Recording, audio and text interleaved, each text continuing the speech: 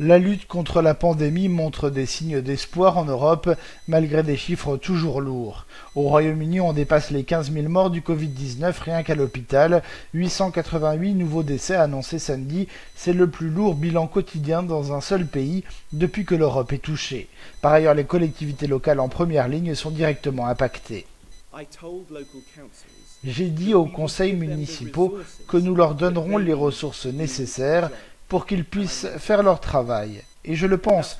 C'est pourquoi aujourd'hui j'annonce un nouveau financement d'1,8 milliard d'euros pour soutenir les collectivités dans leur travail face au Covid-19.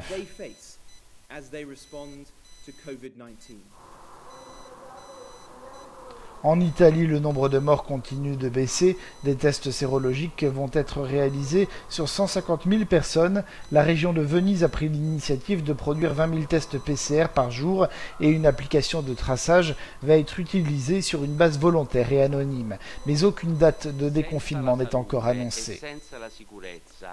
Sans la santé ni la sécurité, la reprise économique disparaîtra dans un battement de cils. Nous ne l'aurions pas ou elle serait trop brève pour avoir les effets bénéfiques espérés.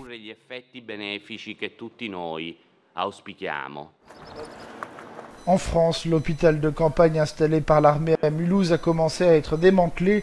Le bilan approche les 20 000 morts. Près de 40% des décès sont enregistrés dans les maisons de retraite. Signe encourageant, c'est le 10e jour de baisse du nombre de patients en réanimation.